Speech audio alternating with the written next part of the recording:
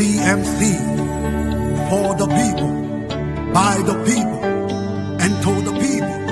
Citizens movement for change. Oh yes, a new day has come. Yes, a new day has come. Rise up, Liberia. CMC, for the people. CMC, by the people. Let us join our hands together to build a better life. CMC, CMC, for the people. CMC, by the people. Let us join our hands together to build a better life. Equity, national unity, transparency, accountability, social justice, integrity, CMC core values, CMC global. It is a new day for Liberia. It is a new day for the people. Let's all together. Let's all together. It's a unity. It's a hand. CMC. The land of liberty, the land of freedom, the love of liberty brought us together. Let's hold together in peace and unity to build a better Liberia. CMC, CMC, for the people. CMC, by the people. Let's hold together in peace and unity to build a better Liberia. CMC, CMC, for the people. CMC, by the people. Let's hold together in peace and unity to build a better Liberia. CMC, yes, yes, yes, the time has come.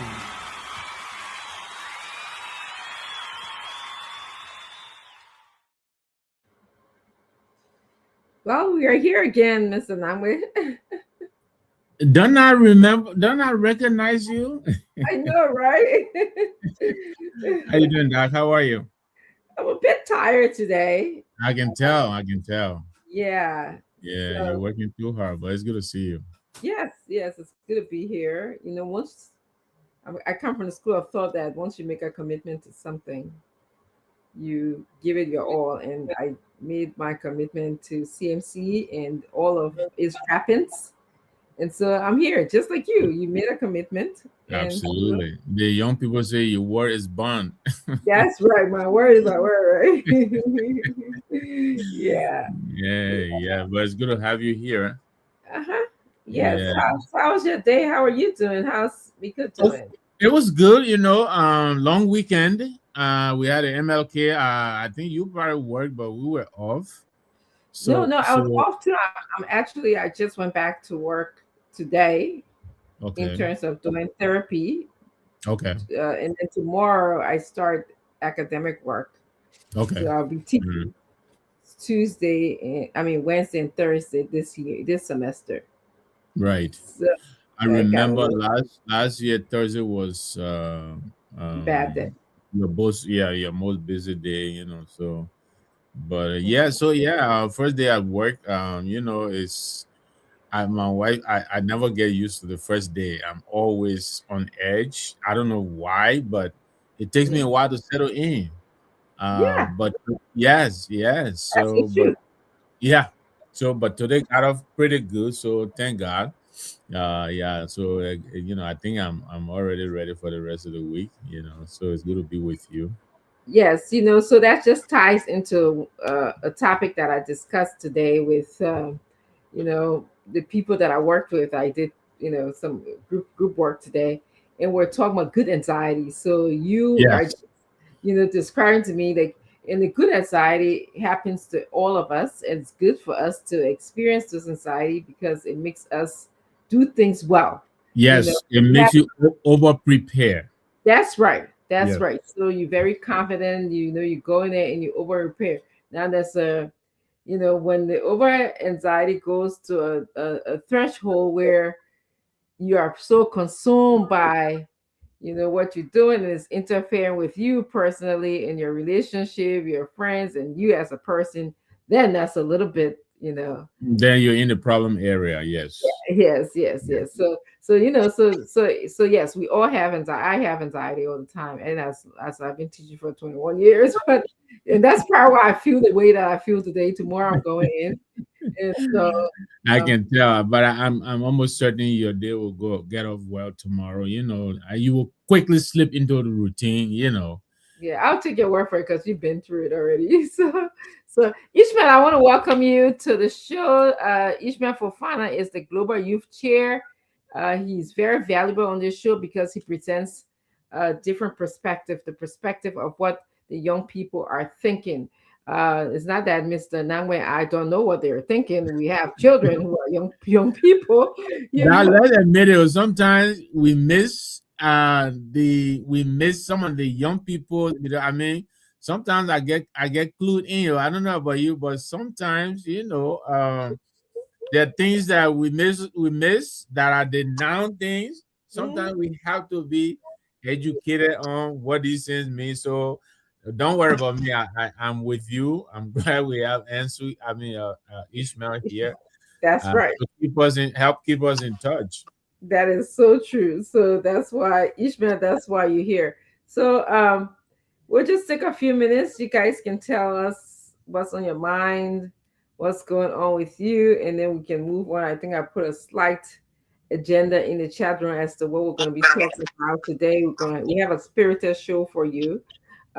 Things are happening in our country. First of all, I just want to, what's on my mind. I will start with me. I want to say that somewhere in my day when I picked up my phone and looked at Facebook, I saw that the first lady had lost her only child. I want to extend my sympathy to her because, as a mother, it must be a horrible experience to go through. I don't care what he passed away from. There's so many things that people are talking about on social media, but I want to say that at this point, what matters is to me how she feels, what she's going through, the trauma that she's experiencing right now. I'm sure the ex-president is probably experiencing the same thing. He's a father. I'm sure at some level people can say father and mother experience the same thing, but hey, I think that I can speak from a female perspective that is must be extremely painful for her. She's probably going through a range of emotions, and so I just want to tell her that CMC empathizes with her. We want to tell her that we're sorry, yeah, and we hope that you keep the good memory of your son, the good memory of the times that you shared together. We hope that that will stay and keep you in a lively spirit. So that's what I was on my mind today. So we'll go to you, Mr. Nangwe, and then we'll go to Mr. Fofana. Thank you, Doc. Before I get to what's on my mind, I have to join you and also extend sympathies to the former first family. Dr. Joel Howard Taylor and President Taylor as well. And I understand that this child was the former vice president, I think, only biological child. So just like you're saying, I can't imagine, the pain, the anguish, she must be feeling, the family must be feeling. So I join you in extending deep sympathies to the family. I hope the Lord will guide them and give them the strength, to pull through this. But this is, I can imagine, this is one of those parents what's nightmares you don't want to wake up to, because the children are supposed to send us home. I don't think any parent wants to have to be forced to exercise, you know, uh, that that I don't even want to call it option. So I join you in extending sympathies and wishing them well. I never met a young fellow, but I read a lot of stuff too about him. Just I think graduated with a master's or something like that from Ghana. So it looks like he was pretty accomplished. So deepest sympathies to the former vice president, the former president, and the family. So Yes. what's on my mind is quickly. I saw that for the first time we are in Davos. I have to understand how we got there. Not that I'm upset. I think it's a good thing, but I was kind of really thrown by that. But I think the foreign minister and the finance minister, I think, are leading a delegation. And I think I read that the foreign minister is supposed to be addressing a gathering of some 20 or so people. I think that's a good thing. Kudos to the government of Liberia, kudos to the foreign minister and the finance minister, because at this meeting, I was reading over 400 political leaders. I attended that meeting. Over 850 CEOs of various, companies and institutions are there. Hopefully, they make a good page that will have some of these people, looking Liberia's way. It's like we always say here, if they win, Liberia wins. So, I just want to express uh, goodwill and good tidings to the team. I hope they are able to make a connection that will yield something for Liberia. So that's what's on my mind for now. Thank you. Thank you. Yeah. Mr. Fofana, do anything that touched your heart Yes, during the course of the week or today? yes. Thank you very much, Dag. Thank you very much, Dag. I say good evening I to said, everyone. Good evening to Mr. Nangwe. It's been a while, and happy to see you. To Henry and Ansu, good evening. Our listeners, Facebook, YouTube, Radio Land. Hi to all of you. First of all, I would like to begin with what you all have just mentioned, to sympathize with the former president and vice president Taylor. Uh, you know, uh, in Islam, when someone died, we usually say to God we came from and to God we shall all return. All you could do is to pray for the person, and, for a better year after. So my sympathy to the former first family. It's a very sad situation. Yes, my deepest condolences. So, with the exception of that, there are a couple of things on my mind about Liberia. We got so many things going on about the former immediate first lady, the government subpoena to her for documents as related to the foundation, and there are a lot of things also going on in the both houses. So I think if our conversation reached that far, we'll give our thought on some of those things. And as a big football fan, I've been very happy from the weekend up to today's date, because Senegal won the African Cup of Nations. Liberia wasn't in the tournament, so my support was with Senegal. So Senegal won that. I'm happy, and Barcelona lost. As a Madrid fan, that's a good thing too. Barcelona lost. Madrid just won her game 6-1, and Chelsea team in England also won. So yeah, as a big football fan, I've had the happiest weekend since the league started. Yeah. Wow, that's exciting, exciting. But and then the county meet was in Yeah, Liberia. they And can't me Yes. too. I'm from Nimba. Nimba won the Oh my title. goodness. Yeah. you got So you you won. won All the all fronts. Mhm.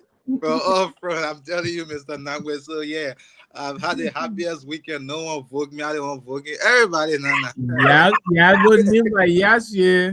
Yes.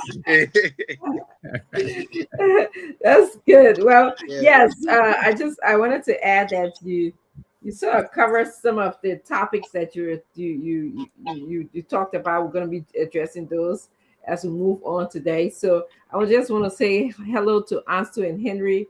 We just want to welcome you guys to your show, your program. Any thoughts? What caught your heart as you were in Liberia? What caught your eyes today or during the course of the week? You want to share that, and I'm going to also ask you maybe in a few minutes to tell us any interesting news that we should be aware of as we kind of move along with the show.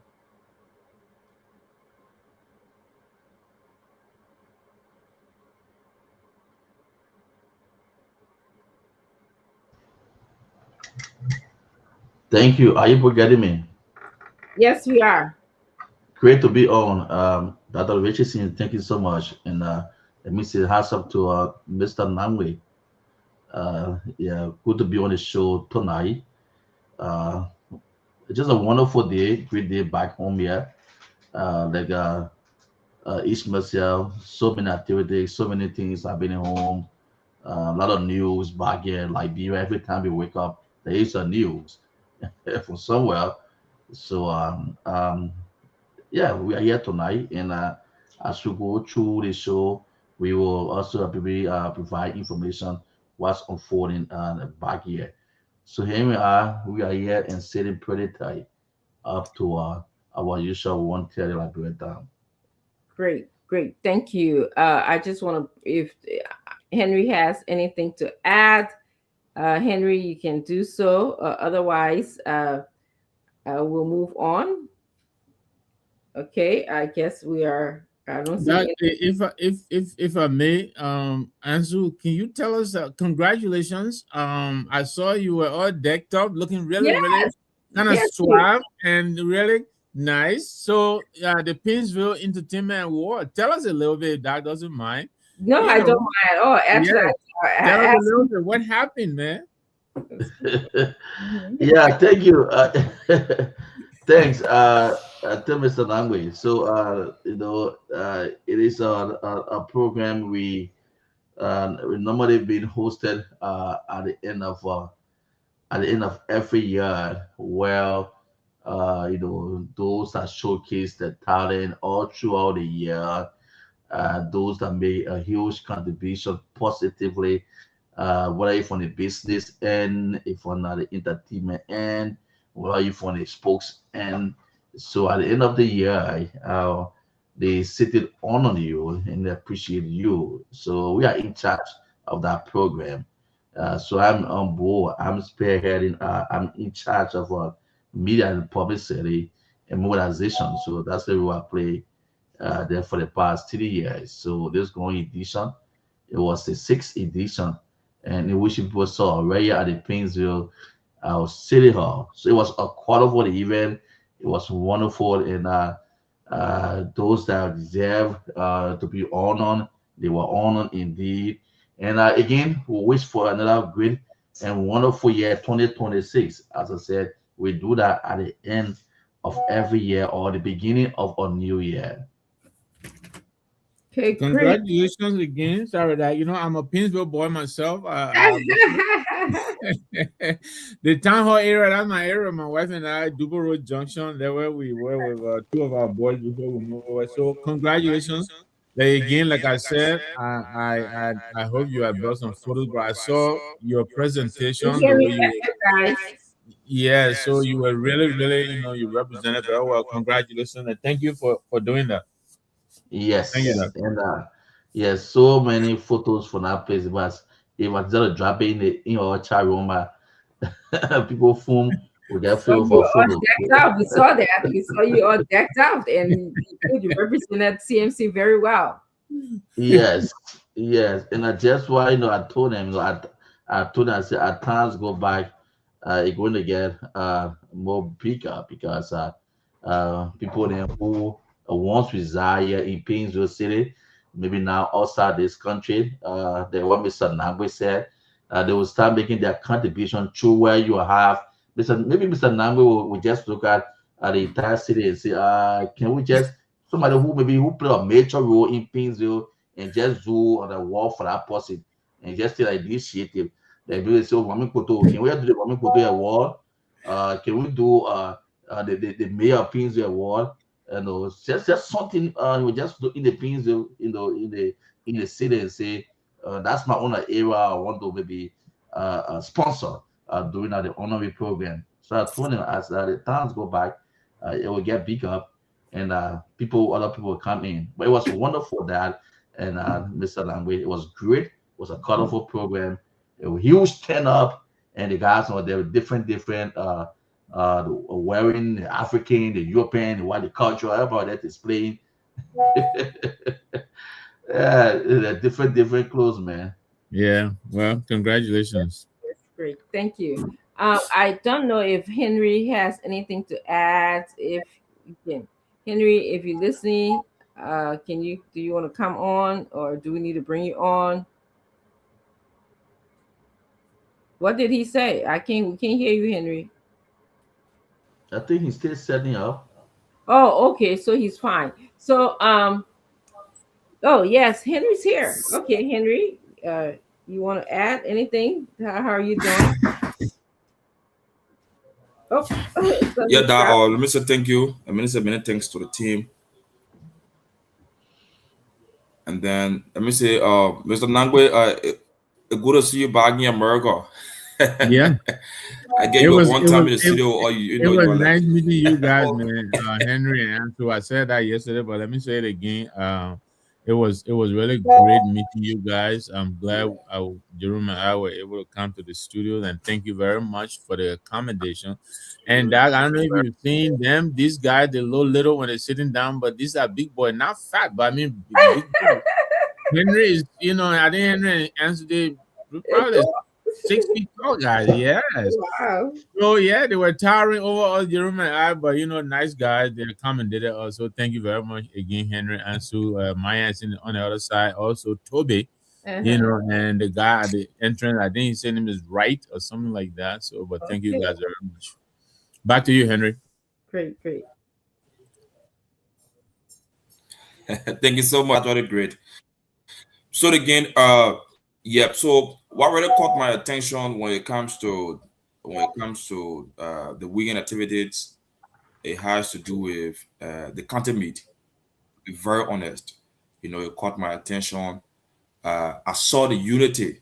You know, the economy is a traditional game that that play at about this time wherein you see counties, the 15 counties will come together. And at times they even brings leaders, together to put aside their political differences, just for the country, for the sake of the country. You will see everybody involved, and at the end it will be a colorful moment. Like what happened of recent, we saw leaders from every county, you know, together. We saw the president, he was also there, and we saw other leaders like the ANC leaders. Cummins was also there to grace the occasion. That was so nice. It shows that politics is far and different from our personal, humor. So nothing is bigger than Liberia.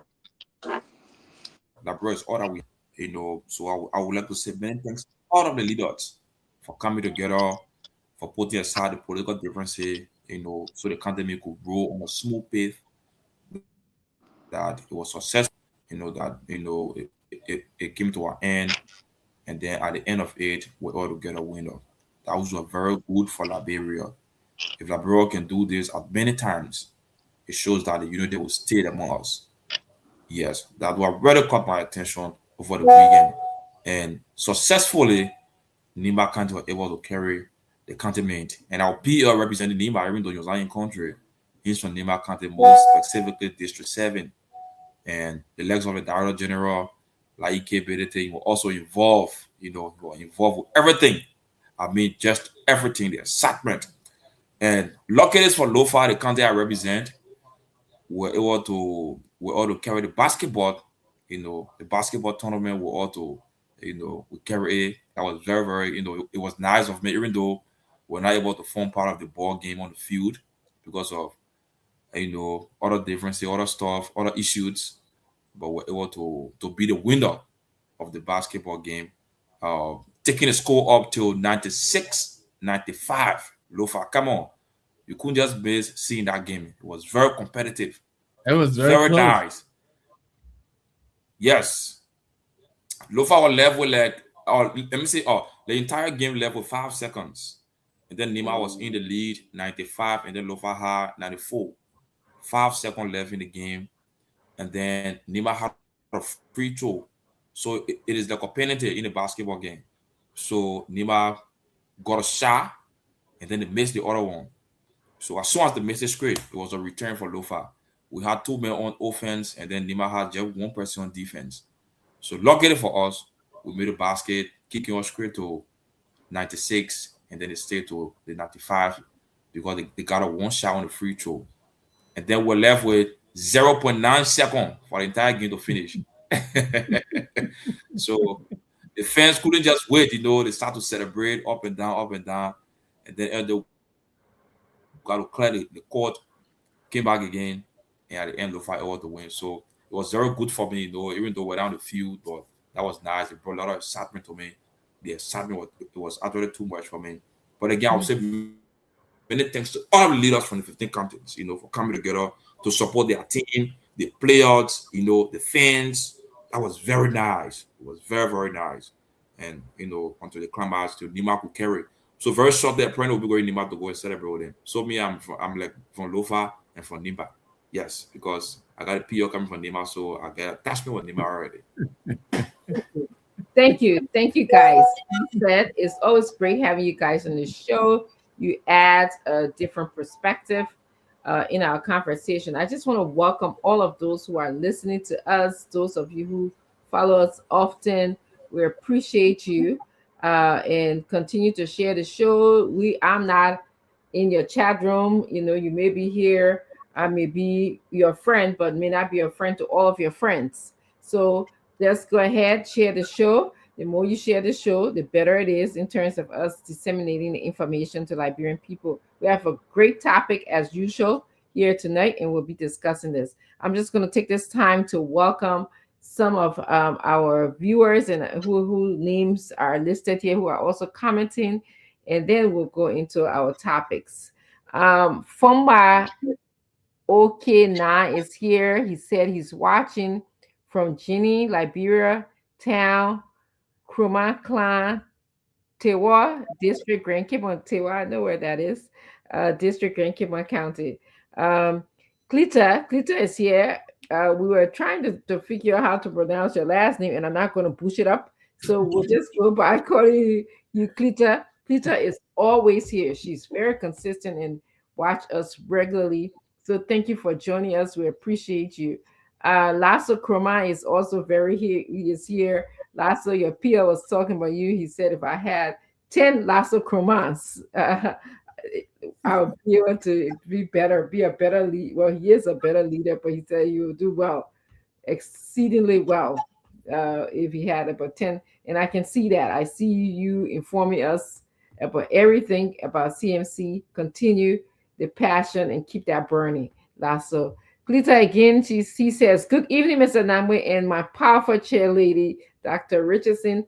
Happy to see you guys tonight. Hoping for a good show tonight. Klita will do our best, and thank you for recognizing us. Leo Sese is here. I believe Leo Sese and I met in Philadelphia. Yes, I can recognize his picture. Leo Sese was here in Philadelphia. He is listening from his little corner. He said, Romeo Moses Say is also here. He wants to cover all the CMC program on KN Liberia. Okay, Moses, but thank you for being here. Romeo Moses. Leo again also share and ask to the condolences that we are sending out to the former vice president on behalf of the platform, CMC platform. And I'm sure knowing our political leader, he will definitely be able to see you to express CMC's and his personal condolence to you, Madam former Vice President. Basa Man is here. He's watching from GSA residence. Basa Man, yes, he said CMC is the way forward. Keep supporting, definitely. Isaru is also watching. Kevin is also watching. He says, great show. Looking forward for a debut. Kevin, definitely.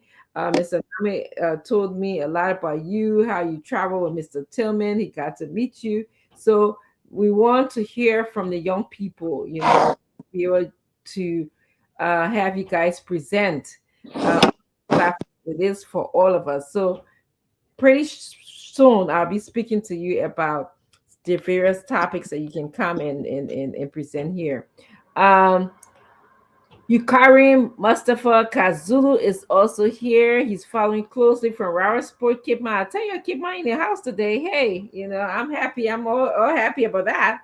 Uh, Again, Prince Billy is also here. He's watching from Bonnie Farm, uh, um, Morovia. Prince, it's good to have you here. T. Prince Abraham Johnson is also watching from Liberia. So I want to just take this time to welcome all of you and please share the show. We are here Monday through Friday. As of now, we are looking into the possibility of being here over the weekend as well. But just keep following us. We start at 6:30 as of now. We are looking to start a little earlier, but we'll keep informing you. Um, so let's go into some of the real topics. And I know that I just got a message from the USA chairman of Vicky. She's on her way. So you guys keep an eye out for her as well. So I'm just going to start basically. It's actually Henry and also, do you guys have any news from Liberia you guys want to add to the conversation here tonight before I go into my topics that I want us to just kind of expand on, get the sense of the panelists? Well, to yeah, we just maybe add up to any talking points tonight on there are two major news which are sparked it from the morning hour and then did this afternoon back here. From the morning hour, it was the 72nd community where you have the 72nd buried. For those of you who know the Pinsville city, they have this buried. They are 72nd buried. So we have been in the news for the past years during the administration for former President Salif and then the former President we have residents in that area were given strict mandate to leave that place anytime the army was going to take over that place. But I don't know how the negotiation went on, how they were there, squatting, because people went on by carrying on huge investment. People built some expensive buildings to that place. They spent a lot of money. So this morning they were just caught up, on a very surprise. So, the army arrived there, and barricaded the entire area and told people that some people have 1 week, some people have 2 weeks, some people are given today to vacate. So it was another place of full attraction from the morning up to the afternoon. No people went had to scatter. Where are we going? Some people build their place a very good building to the place, but mind you, they were warned, as I said, from the former President Salif administration to former president we are, and then this administration here, because we can still remember the deputy minister for defense made a huge announcement. He said the army were going to take the very sub Barry, the high around time, the high Morovia, the army were going to take full control. So they were asking the residents to vacate the various areas. Only because maybe so far we're just on a surprising note, because as I said early this morning, the army were just on them, barricaded the place and told people to leave the area. And the next thing that sparked up while we were following the development from the barrier end, it was how the former first lady again, Cloud Hope Foundation. You know that the former first lady, Can you Cloud, guys bring Vicky in? I'm stuck, so I can't bring her. Just. the former first lady run this Cloud Hope Foundation somewhere in Mankipi, Marshall. There where she run her foundation. So late this afternoon, while we're following the activities from the barrier, they saw the second barrier where the resident were asked to leave, and then the former first lady news sparkled again. Well, the criminal code A has asked the former first lady to show out to appear with all documents, donation documents, all expenses that were made to that place, whether they need a ball, they receive for it, they come with a ball, they receive for it. Anything they spend money for to that place there, they could say they want they want documents and receive for our declared Hope Foundation. So that news pack up later on in the afternoon before the former vice president's son news came up again on his death. So it was just back to back news. The House of Representative were in session. The LEC went up. We complained with the electricity business. Didn't say the experience. They were in session, and our entire place just went off. And can you just imagine? They were saying, with all this money in the country here, how can LEC be going off? Why no generator to the building here? It was another argument of going back and forth. Saw some lawmakers arguing with the speaker. Why no machine, no standby machine? LEC going off. How come we need to invite the board of LEC here? So people say, wow, that's what the ordinary people are experiencing too. So as I said, just a back-to-back, different information just spiking up. The Barrett, the second Barrett, the AFL took over, and then now the former First Lady, Claudia Hope Foundation, they invited by Criminal Code A, and then the former VP, Sun News pack up his dev news. The House went out of electricity while in session. So as I said, it was just some of the news were just running through to the dad and Madam Vicky and also Mr. Nangwe. Yes, and also Mr. Fofana here as well. Yeah, Mr. Fofana. So there you have it. If you listen to us, you were just given a synopsis of the news that's happening in Liberia. So Vicky, welcome to the show. It's good to see you. We were just actually talking about before we went to the news, but we're not going to go back. Maybe you can sort of include whatever your thoughts are Right. into what we're talking about. But I just want to start off by saying you said you made some really interesting point. We're going to stick. Even though I have an agenda, but I like the fact that the news were added. That's what a lot of Liberians are talking about. So you told us that the military went over, the AFL soldiers went over to 72nd, which is that where Roland Duo got houses? Am I correct? Do you know? You muted.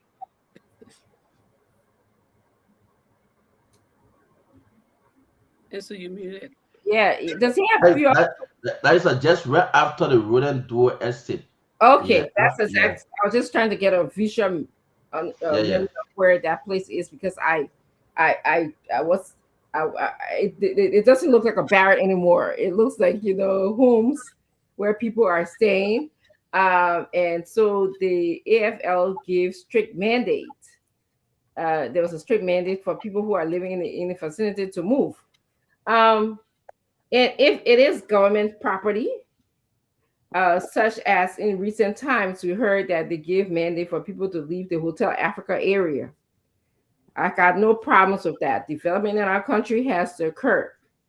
My problem is what's going to happen to these people. Is there any measure that we as a government is taking for them? Do we have any plans for them, or are they just leaving on their own?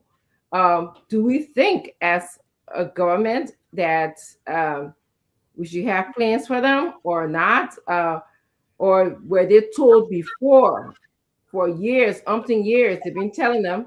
And, there are some Liberians that I'm very mindful of that like to just ignore things, like to say, oh, they're not serious. The government now move from here. We've been here for years, and who's going to move us from here? So we are being told today, the AFS soldiers are going back to reclaim the 72nd barrack. So I just wanted to know, what's your thought, Vicky, on that? So thank you so much, Di. Again, everybody, thank you for being on here. I apologize for being late. A lot going on here. Yeah, I know. Yeah, so after the long weekend. So that, to be honest, that issue, like you said, we all believe in abiding by the Lord. The Lord is the Lord. Mm-hmm. Whether these people got enough notice or not, the outcome of this thing always the one that we should take into consideration, the impact of it.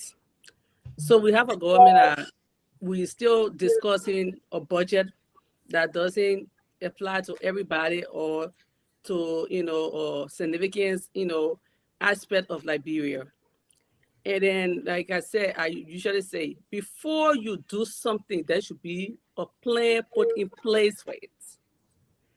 I said that, and I compared that with the case, the less fortunate case. Some other people call them so good, but the best way to call them less fortunate case. There was sessions somewhere in Liberia where they used to be. At least if you want going to go arrest them, you already know where to go to arrest them. You know where the place, if you want to go demolish, you know where to go. The government will not build or find a place like a rehabilitation center. And sometimes we just go up, during the war, they used to have places, they used to call it display center, that you don't really have to build, or it doesn't have to be so sophisticated. Just something with tapoli or something for them. So the government first, before they could go and demolish that place, they were supposed to build somewhere at least like that to evaluate this case. They didn't evacuate them. They didn't do that. The government just went and demolished the place. They used to call it, they had somebody, I know, Zimbabwe or whatever it is.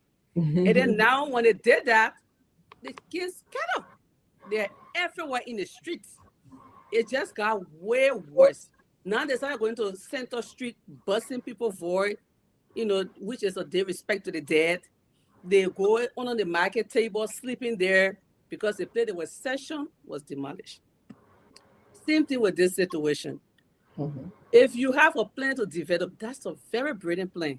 And you need to get rid of certain, construction or, get people to leave so you can have the development. That's brilliant. But that should be put in plan that, okay, this is like the worst case scenario. What do these people go? And that I want to say this, there is not one person will want to go live in other people's property and just living there and just comfortable being there when they are able to have their own place, or they have land to build on, or they have the opportunity on hands. The only reason these people are stuck in these places because they don't have the cost of living is not right for them. So you need to take that into consideration. It's a government property, but like you said, the hotel you are talking about, that place is not, look how the building looking. People that don't have place to live, I can say homeless, they find that place, a place for them to go and be staying there. So when you want to hurt these kind of people, you should think that what you should have some kind of list, something settlement in place for them, or find a place, even if it's zero, that we're gonna come and demolish the place. So everybody go over there. But you cannot go and just break that place down. If these people have plan, or they have their own land, or they have good place to live, you think they're gonna be on government property? There is a reason they are there. There's a situation that is contributing to that. So why can't you take that contribution, that situation first and investigate before doing that to them? I'm not saying they are right, but you're telling the people you are leave. They have nowhere to go. Are you thinking about where they're going before you're telling them to leave? So it's sad to see our citizens hurt. I would just stop here right now. Thank you. Thank you for showing the video. Can we get a video, and then we're gonna move on to Mr. Bofana before we go on to Mr. Namwe. So can we see what's going on with the video? Are we able to get it?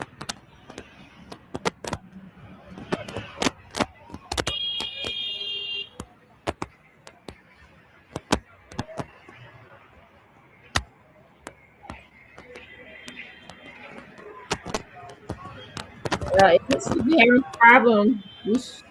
We'll just have to master it, but we're having a problem with the video. Is maybe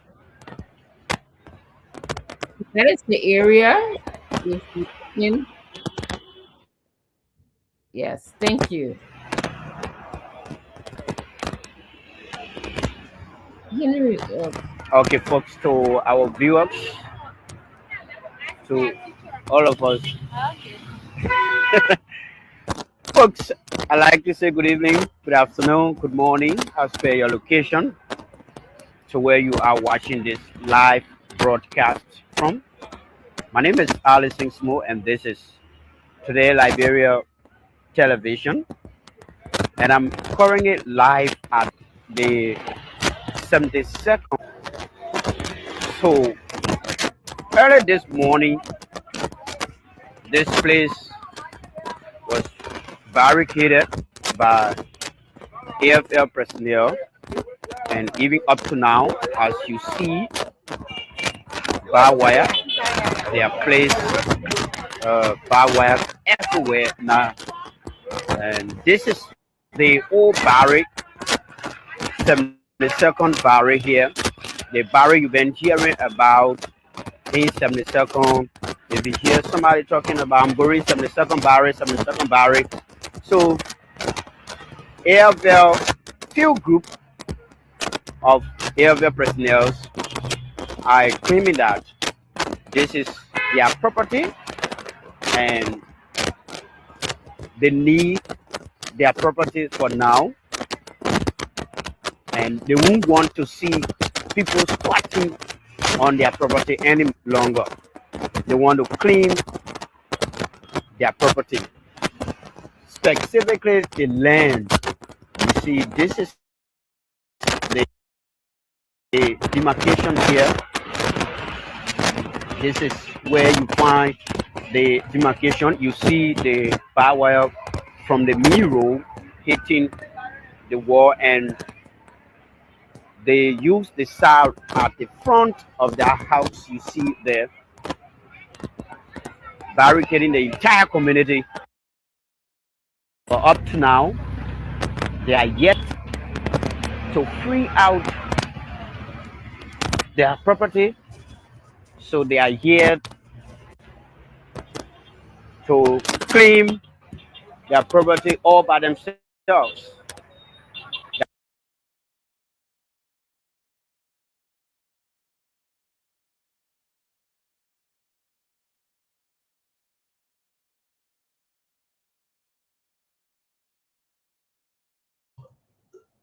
That's the area of Mr. Nangwe, and when I think that's the area that's so. So Uh, it's a very big land, though. Very big Yeah. land. I think people saw some of the structure being placed on that to that area. People really going the loss. People carry on a very huge investment to that place. I don't know how they're going to work it out.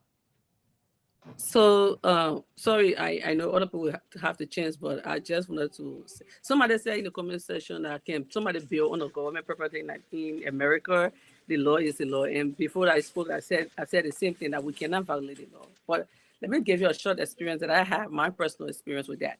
There was a building that my husband and myself tried to build somewhere around Fender area years ago. And then we bought the land. It was legit.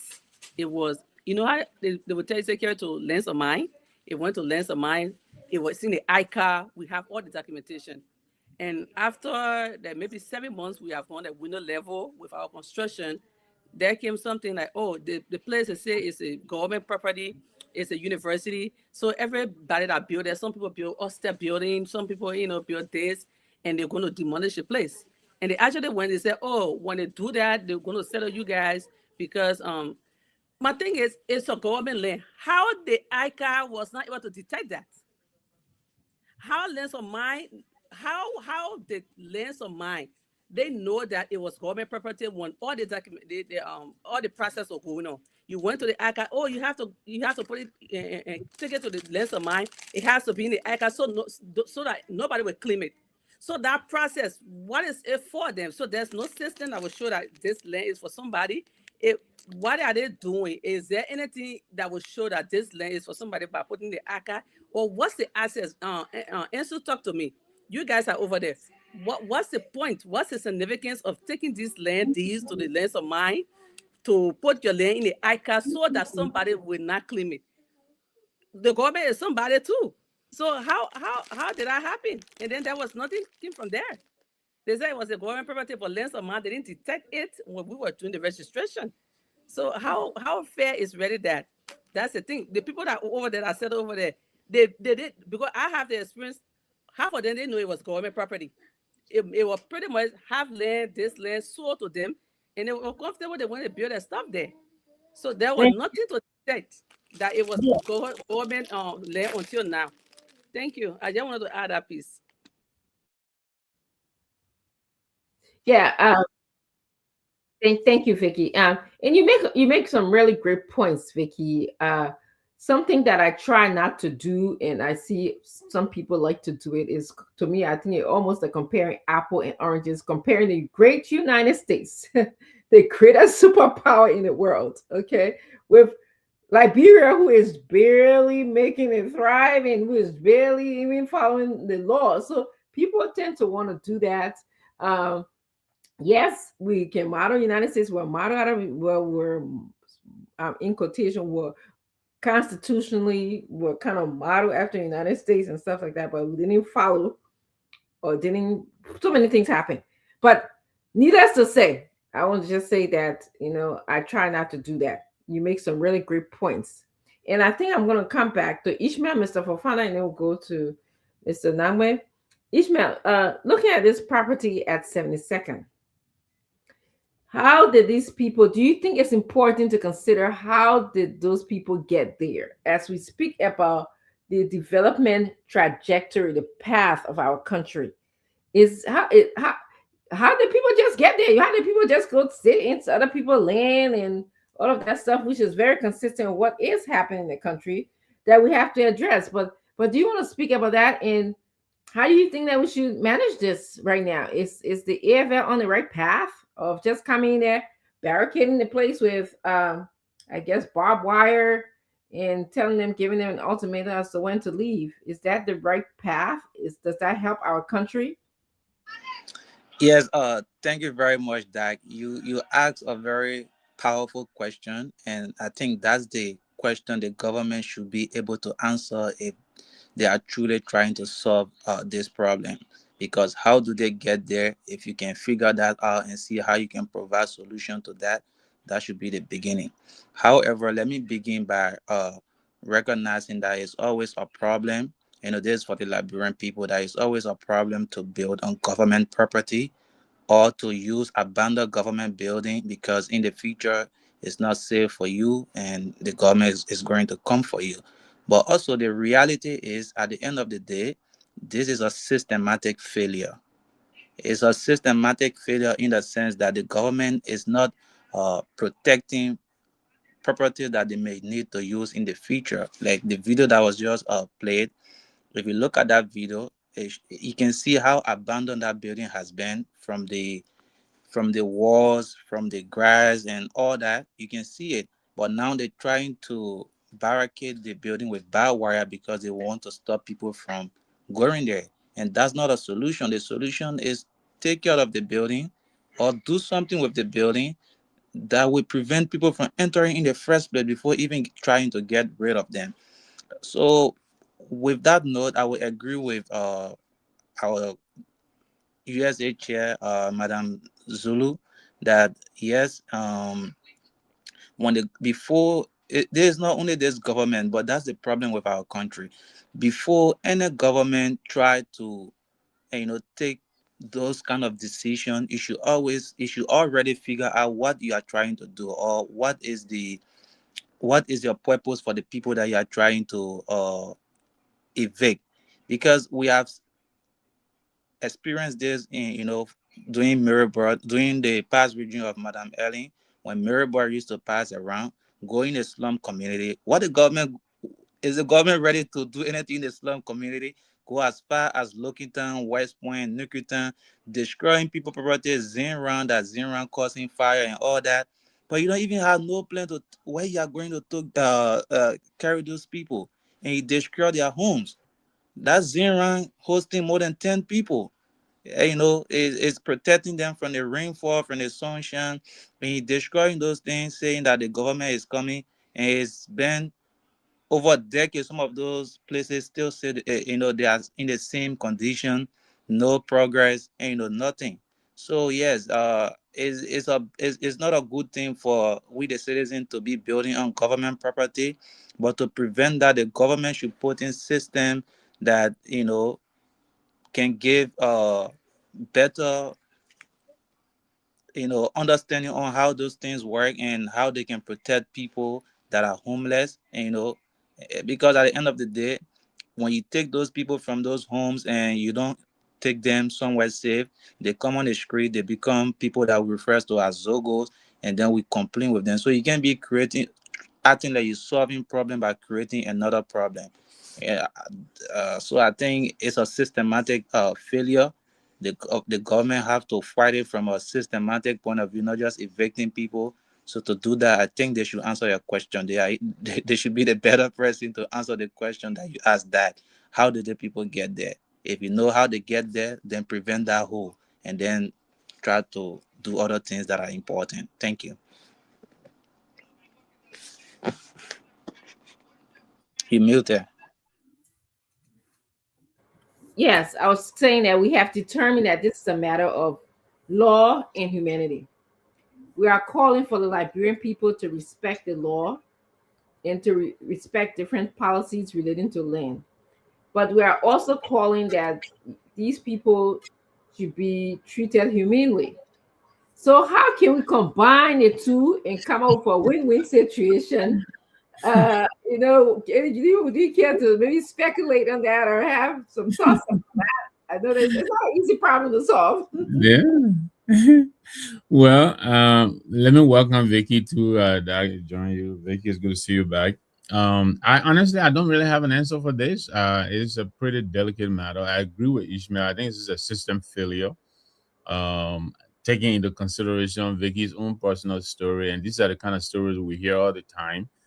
How do we prevent a parcel of land from being sold so many times?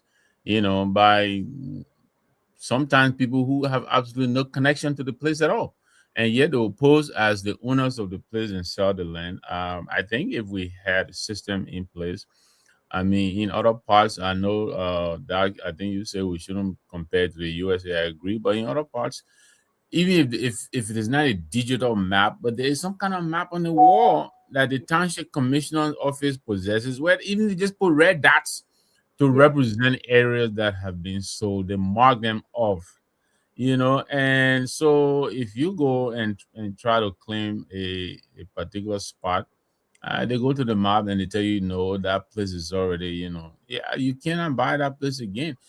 But I don't think it's that complicated, but it is a question of the will. Do we really want to fix it, or people are just enjoying profiting, from this thing because of the system that we have? But yeah, I feel a little bit of sympathy for the people who are being dispossessed. I get that. But then again, we ourselves, you have to be careful, where you settle. I see Leo here is writing. I don't disagree with him at all that, you cannot knowingly go and settle on government property. What do you expect at the end of the day? It's a barracks. I believe that barracks belongs to the government of the Republic of Liberia. Yes. But like you said, that is a delicate question that deserves, I think, a delicate handling, especially in these times when everybody is feeling the pinch of surviving in Liberia. Is this the appropriate time to do that? Ishmael's question is in place. And what is the rush anyway? What are they going to do with this place? They just want to take it from the people and do what? It's not like they're going to develop this place now and do something meaningful about it. I just, it just seems like people trying to be mean, and go and barricade the place. But so I'm sorry, but I don't have an answer. The policy makers, I think a little bit more care needs to be taking how you take these people and uproot them. We're talking about the land around the hotel, Africa's Yes. Virginia, the same similar situation. Yes. I don't know even know what has happened to that, but yes, I agree. These people may have knowingly, some of them probably unknowingly settled on this.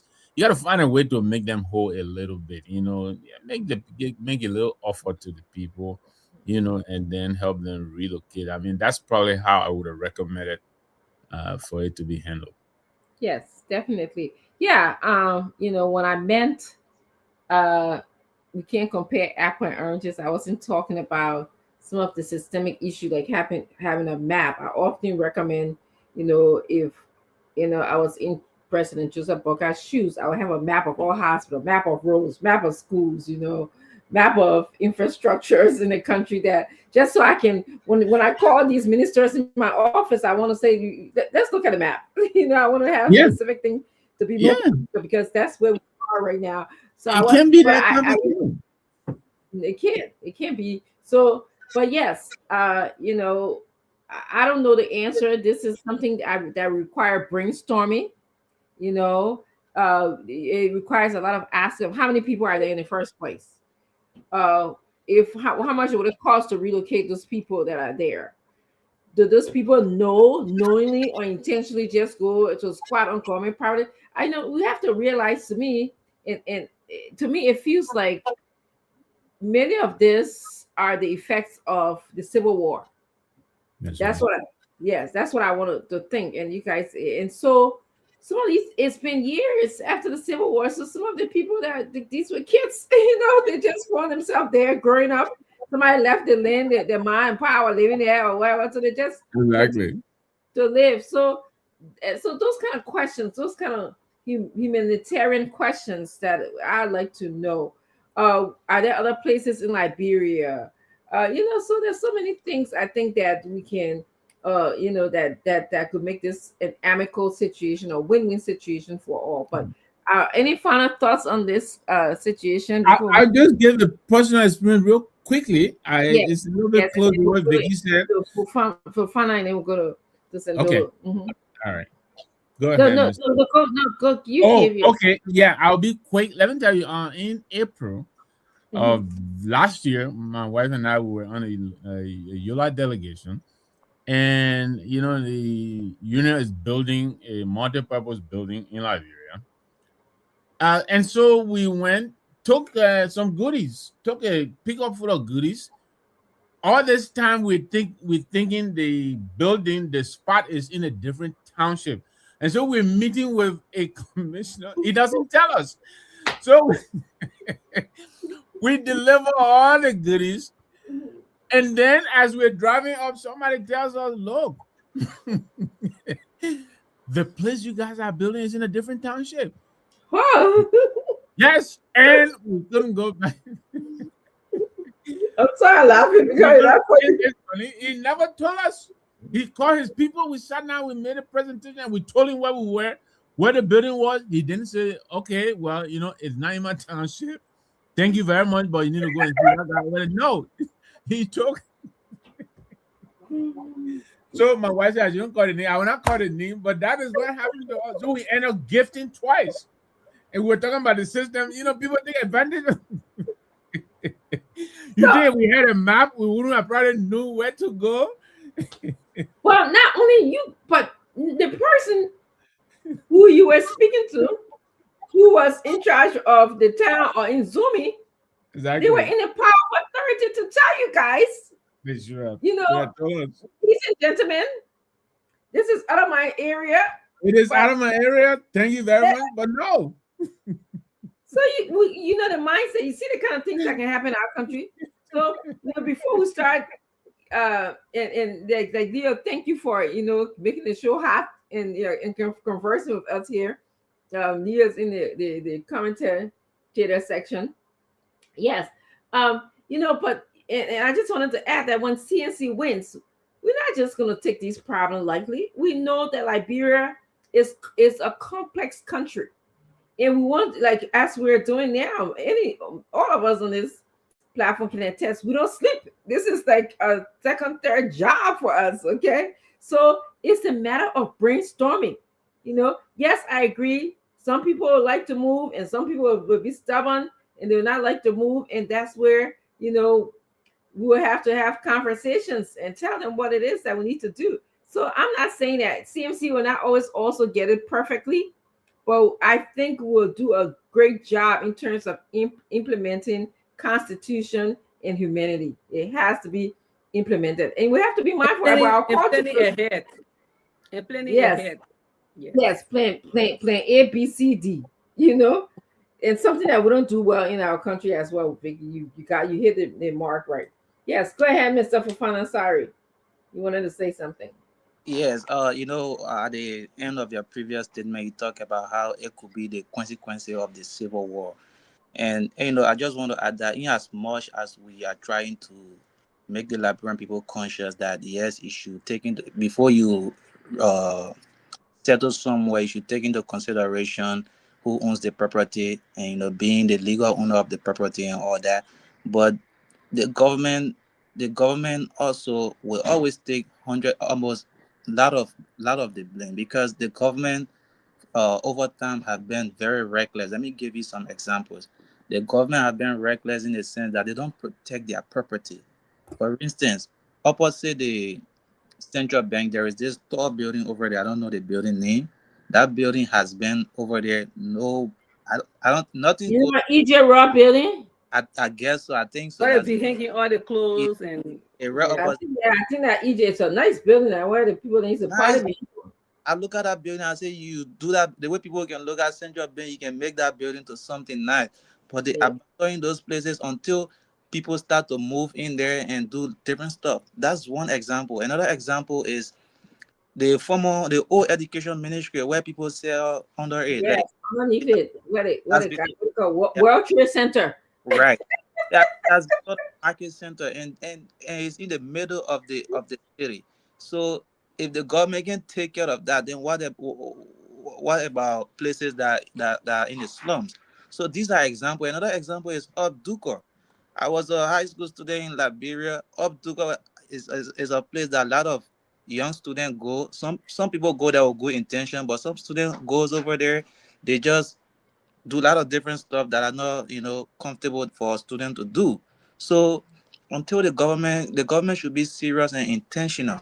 If they are serious and intentional, we'll start to say yes, the government is trying to find solution to existing problems. But I think in as much we try to make the people conscious about these things, the government have to step up their game. Don't let the situation go worse before you try to take action. That's I don't know, that's hypocrisy. That lack of better words. Yeah. Yes, I just wanted to add that.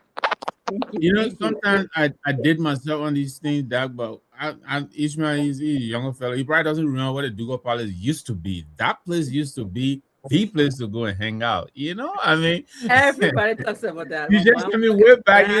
and it just Everybody happened talk during the about war. I mean, I remember when people were coming back after Banjo and all of that. We came back. Some of our friends were living in there, but that place, it was one of the places to go in I town. mean, Never used uh, to be like that.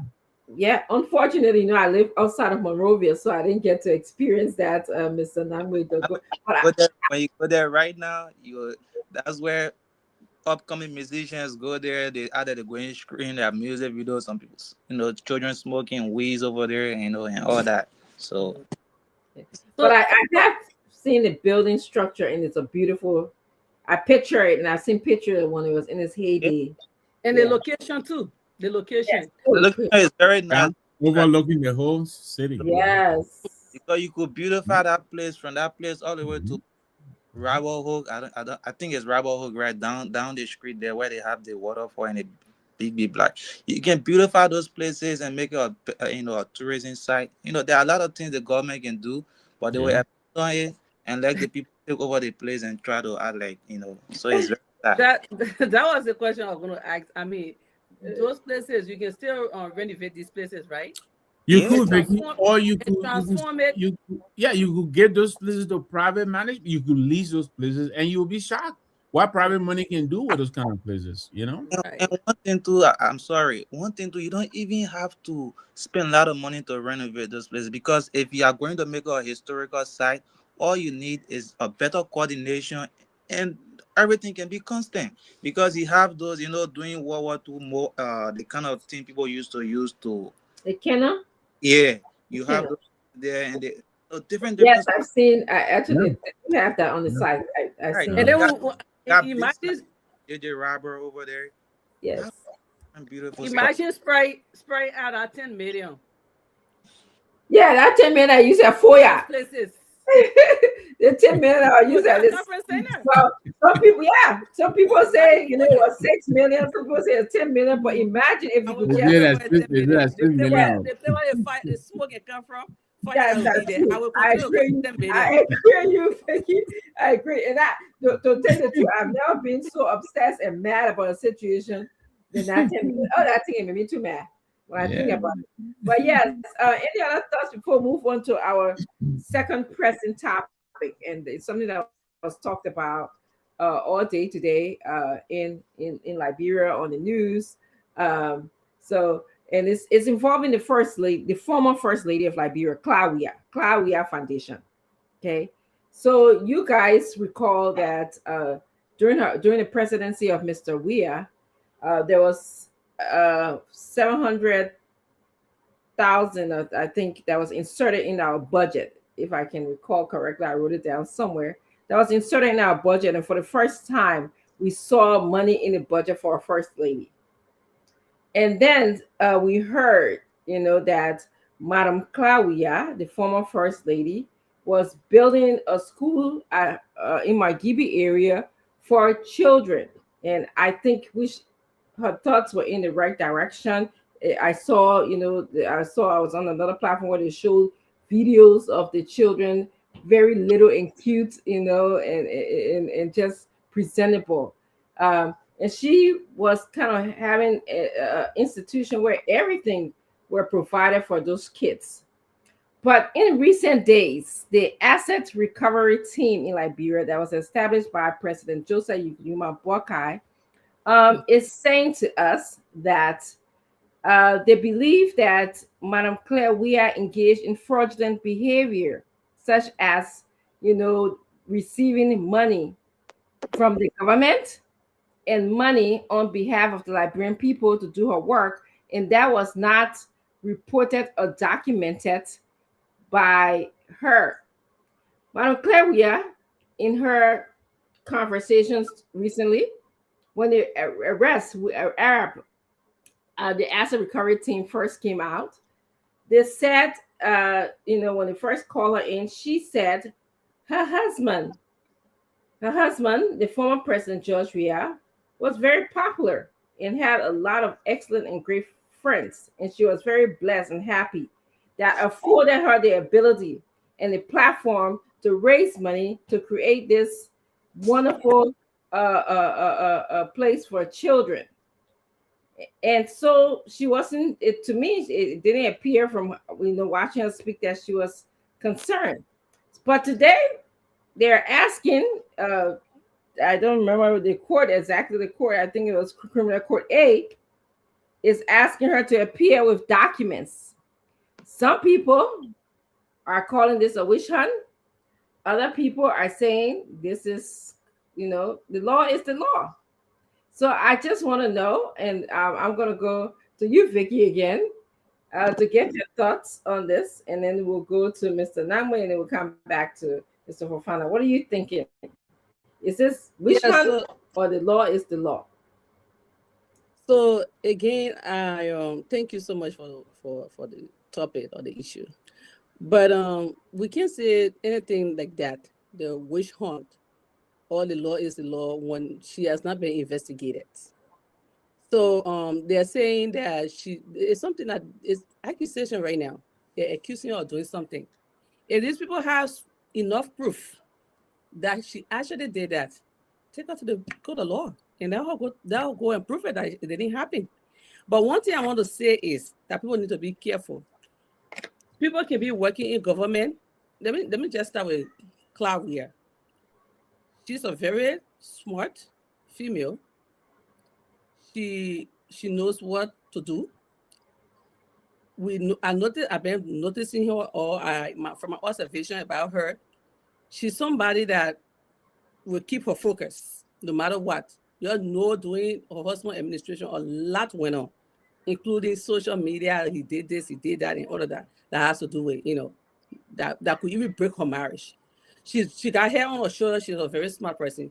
So I'm not saying she didn't do anything like that, and I'm not saying she did that. My thing is, what we need to be careful is people do lobby for the organization.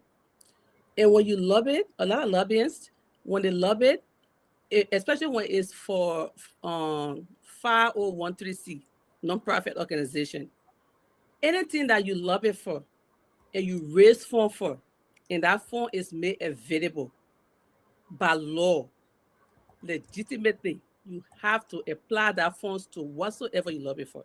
You cannot use that fund for something else. So we have to look at it, in different dynamic. It could be that she love it. Her husband has friends, like the people are saying, and then she have the funds, and then and then she said that, oh, this is for Clara Foundation. If she said Clara Foundation, and they actually send funds for Clara Foundation, that funds is going for Clara Foundation. She don't have to report it to anybody. But now the one they are saying about her, getting funds, I don't know if it was something that was on the budget, and then that she asked for, or that was put on the budget for development for the country, or the country's money, and she took it and applied it to a nonprofit. I would say she's in trouble if that was the case. So I want for us to look at it two ways, because like people would just take something wrong with it. It could be that, oh, maybe somebody from the US, 3%, 4% donated this million to her, but you don't know that money, how they donated that money, as for her foundation or for the different project. So if they donated money to her and it was for her project, that is her project money. But if they have a budget set up for her project, or a project that she took it and applied to her personal foundation, I would say she's in trouble. But all in all, I think if the people are saying that she did something, all you have to do, go to court. And I know she's smart. She got all supporting documentation, to support her claim or her foundation. I would say go to court. Yes, Thank you. good. Thank you, Mr. Namwe. People have been saying this is a witch hunt. Primarily, Senator Snow came out and said that this is a witch hunt. He felt like that the Buckeye government was going after former government officials. We heard the Finabono story. We also heard Baxter Kamaya's story, Thelma Sawyer's story. And we have not heard them recurring asset of anyone that's stolen money or being corrupt in this government. So I wanted to know, what are your thoughts? Do you think it's a witch hunt, or is this just? I think it looks like witch hunt. I absolutely agree with you. Yeah, all the high profile cases that we're hearing are primarily of former government officials. I mean, when that $90,000, $96,000, did he ever return that money? I don't think we ever got to the bottom of that. What about Abdullah Kamara from Telecom? What has happened to that? That's so true. What about James Momo from MCSS? The stories are bound of all of these corrupt acts. The president wouldn't suspend some of these people. He doesn't even fire them. If the law is the law, then you must apply the law across the board. So right now, from the look of things, and I know my friend Clark Martin, I just forgot I would have gone to find him while I was in Monrovia. He has a reputation to protect as well. Yes, I know he has a personal vendetta against George Weah because of the way he was treated. But if he is to have any dignity after this government, he needs to really step up and stiffen his spine and fight this corruption like he should. Right now, what they do, you go beyond Fina Bono for 2 Texas cab, that they went and blocked the street and all of that, nonsense. The people in this government now who are sitting on millions. Mm-hmm. Do you understand what I mean? Well, Thomas Fala was T5, as in THIEF. Now he's Chief 5 because he's on the side of the rescue team. Now, what about that? Yes. What about that? Are they going to go after people like him? Mm-hmm. So, I like the fight against corruption, but if you're going to do it, then make sure you do it across the board. Right now, as far as things look, they're not. They are going after only the former government officials, and that is the classic definition of witch hunt. They're witch hunting the former government official. Just like you said, Doc. The people in this government right now who should be going to the LECC, when are they and why are they not going? So if they're not going to do that, then they need to leave the other people alone, and just go and sleep and take pay and, come to the States and relax and go back. Other than that, they're wasting our time. You Yes, know, I agree. I agree with Vicky. It's a foundation. You know, if you think something nefarious happening, cover the books. You know, audit the foundation. You know, what's all this grandstanding? You know, going to court to subpoena documents. How do you know? You want to give her the impression you're doing work? No, that is not work. This is busy, unnecessary, busy work you're doing. Go after the real people. You know, well, I mean, it's a foundation. I don't even know if she's claiming to own this thing. It's a foundation. Foundations are run by boards. You know, and what about the work that this lady is doing? Are they even going to talk about it? Is she doing any good at all? Is there anything which we need to look at here? So I'm concerned. Yeah, if they think there is corruption, they should go after it. But what we're saying is, apply the law across the board. The law should be the law. It shouldn't be the law today for this group, and then it goes quiet on the other group. Then that in itself is witch hunting. Yes, thank you, Mr. Namwe. So you made some really great points, and I'm gonna go to you, Mr. Fofana, where Mr. Namwe said the law should be applicable to all. Okay, we can see that we have had a series of different first ladies. Uh, we know that the former vice president, in fact, a series of different first vice president wives. The former vice president, Katuma Bokai, ran the group of 77. And the group of 77 it consists of most vulnerable population. They're actually very close to my heart. Okay. Um, if you think that we're supposed to be looking at the books, do you think that we should holistically look at places like agencies such as the Group of 77, Claire Weir Foundation, Vinabono, what they call it, Gracious Ride? Uh, you know, what do you think? Do you think that we should be doing those things, or we should just stick by, say, okay, George Riash had the opportunity, he didn't go after them, so now we in power, we're gonna go after them. Definitely, that if you don't go holistically, then it becomes wish hunt. Mr. Nangwe clearly and distinctly make the analysis. The way in which the government proceed with corruption within their administration and the way in which they treat opposition cases, it clearly shows wish hunt. Even if the government is right, in their procedure to pursue the first lady, the former first lady, even if their argument is right, but consistently on how they operate, it will always tell us that there is a wish hunt going on, and I think that's a very bad precedent.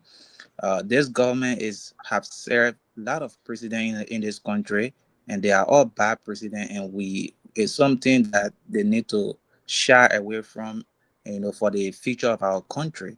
Because if you look at the from the saga, in the House of Representatives to seeing how they handle the case from the telecommunication and Army Moda case and all those corruption cases within the government, that are officials that are currently serving, that currently have the opportunity to change all the bad things that are happening in the country, and the way you're treating those people from people that have already played their part and left, it's not a good precedent. But anyway, just to add something to it, there is the argument the government is arguing on, you know,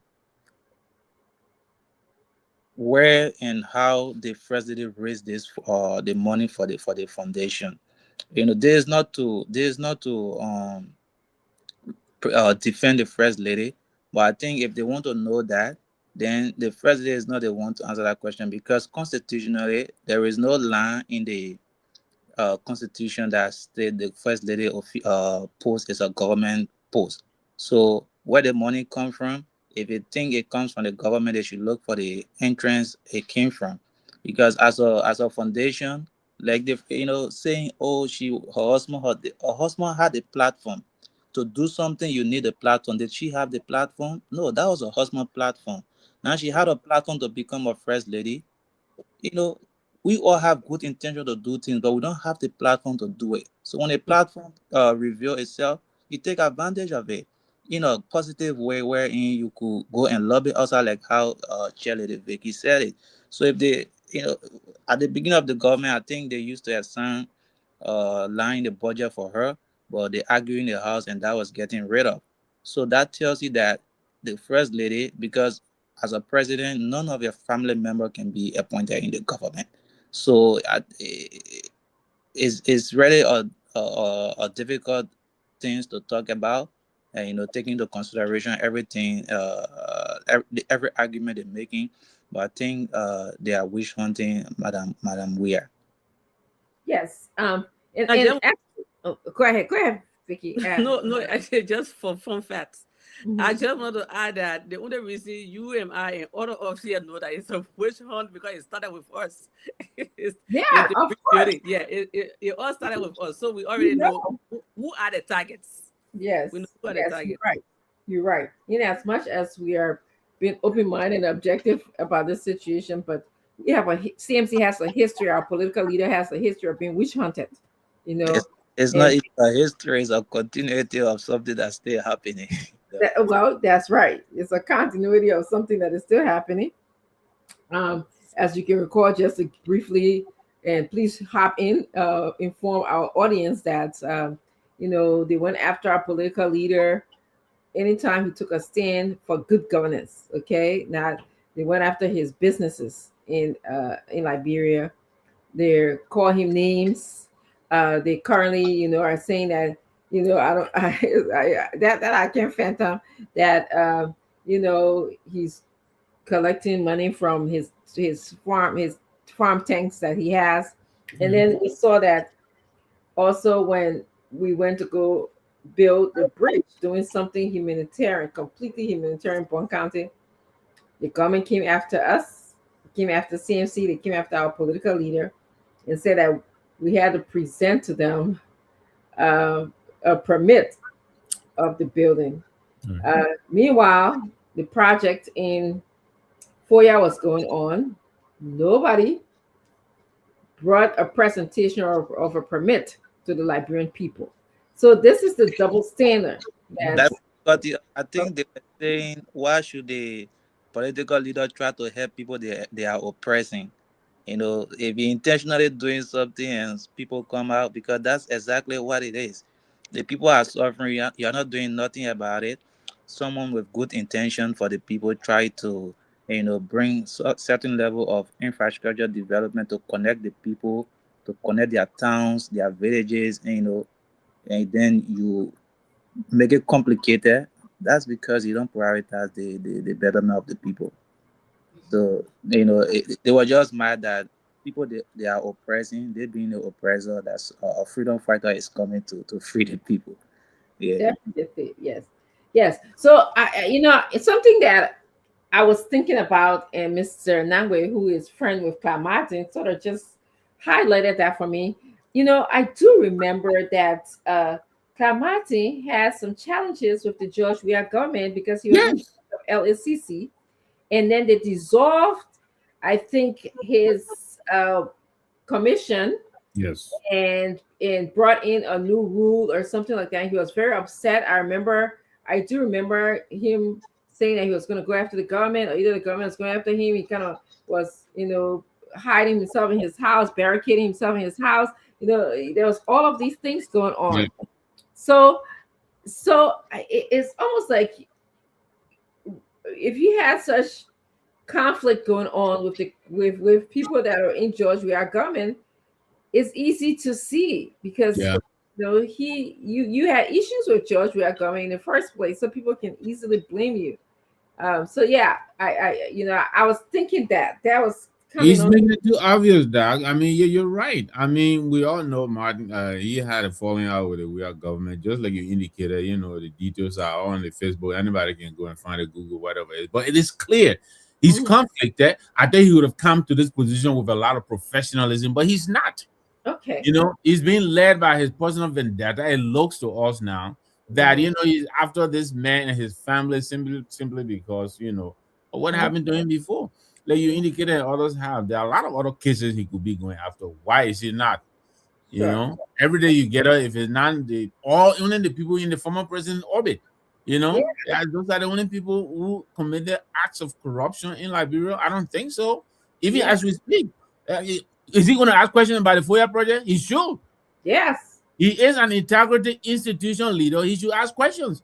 How is That's it? what Where we, does the project come from? The LCC should be asking those kinds of questions. Is he where going to did do the that? money for the project come from? Exactly. Exactly. Yeah, You because know, we can't get when no he does here. that, No, I think he will garner a lot more respect than all this thing he's doing going after yellow cap. You know, And yeah, then he gave you different sources for where the money coming from yeah, exactly. without proof. There's no yes, proof. Exactly. yes, Why can't he prove it?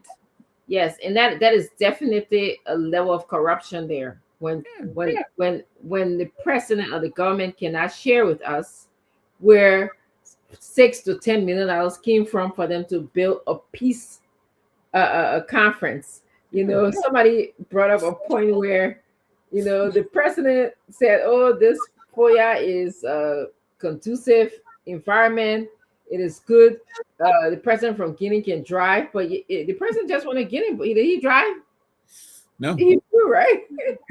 And private jet. Don't Yeah, forget that. That's what I said the last time when you first came.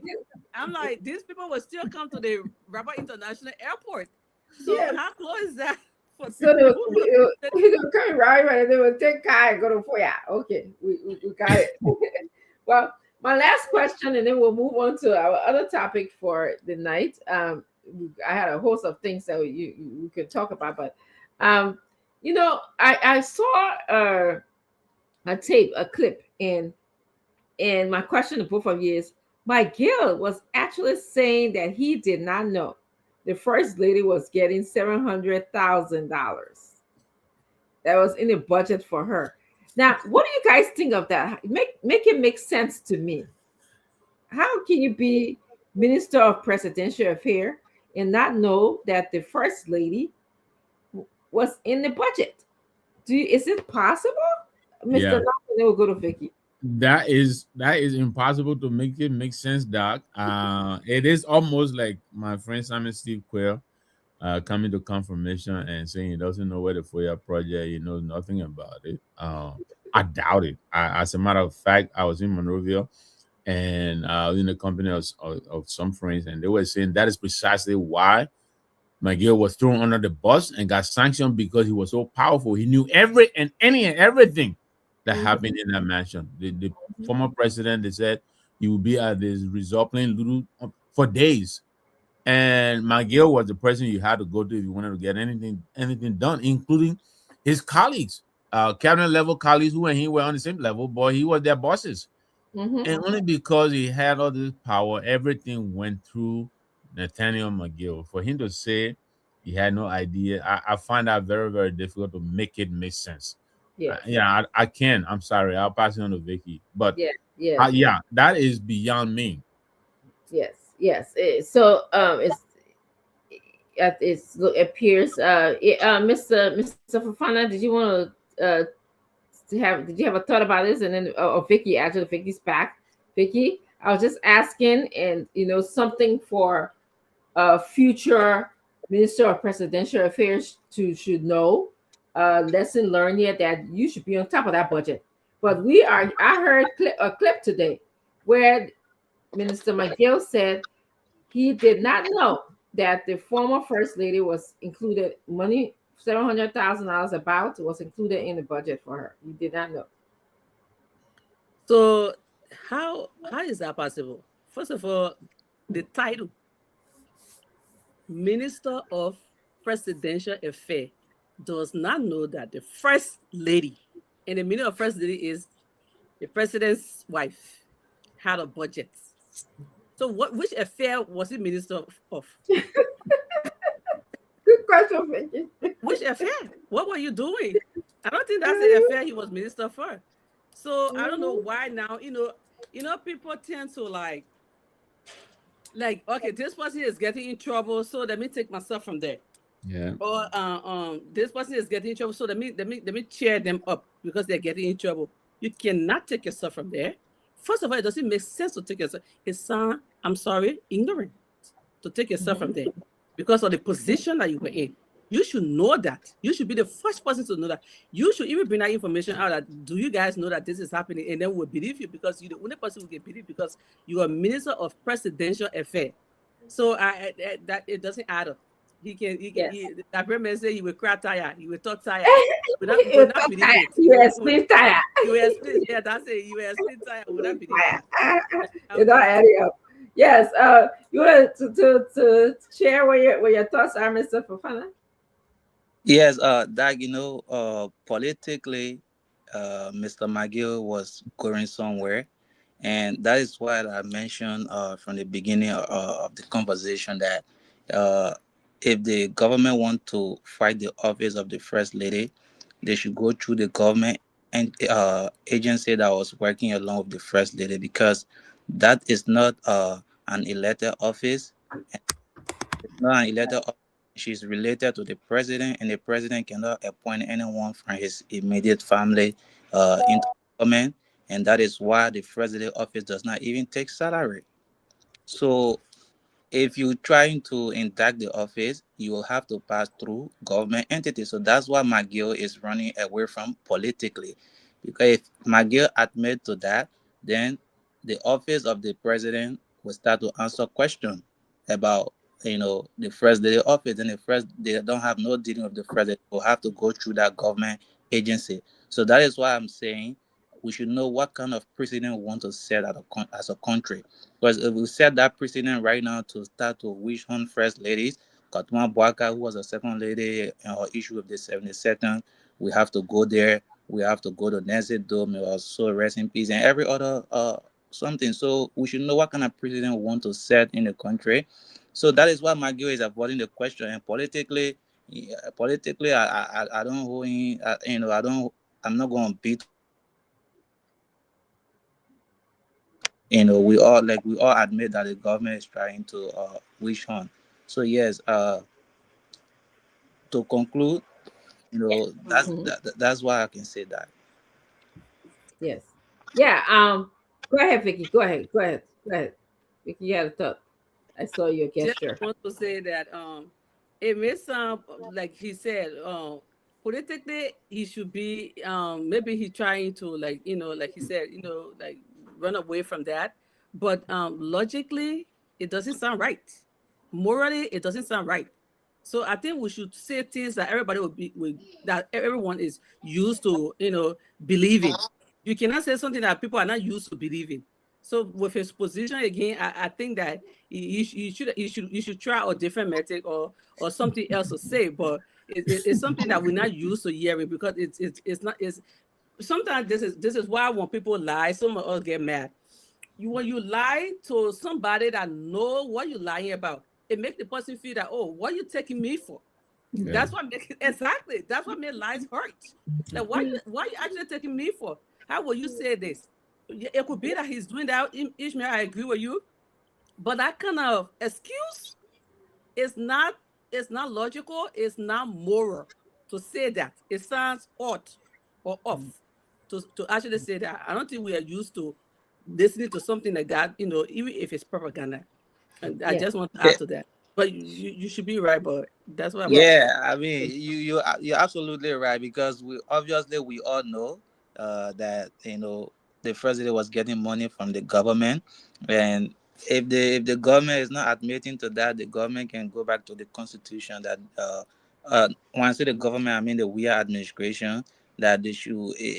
Why would they give the money if they're not supposed to? So it's a complicated issue, but it all comes down to we fighting things holistically and sincerely. Yes. Yes. I mean, my thought on this, and for future Minister of Presidential Affairs, uh, whether it's CMC, Unity Party, CDC, we need to be strict in order to move forward in our country. You cannot tell me that you were over the management of the president's office, the place where the budget comes from. Okay, the budget comes from the executive branch, primarily the president's office, and go down to the legislatures. legislators, and it goes down to the legislature. So, and you tell me that you are not aware, it's not making sense to me. Okay, it Yeah. is not making sense to me. So Mhm. yes. Finally, because we have a few more minutes, and you will just touch on this, something interesting happened today.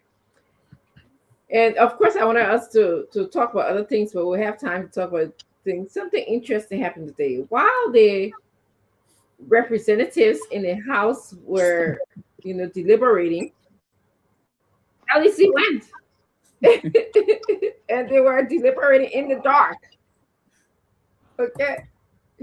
So, and we saw them talking about coming to summon, the LEC manager and all of those things. And as I heard uh Ansu say, they got a little taste of what the common man experiences on a regular basis.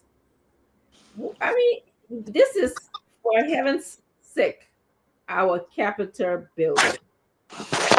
It's where the business of Liberia is done. And it was very shameful and disgraceful to see that while they were trying to do their business, and they went bloop like that. So I just want to know what you're thinking, because all the other things that happen. So just let's take a quick round. Your thoughts, and let me find. Excuse me, and we'll go to Mr. Dami. How are you? Let's start Mr. Dami first, and then we'll go. Okay.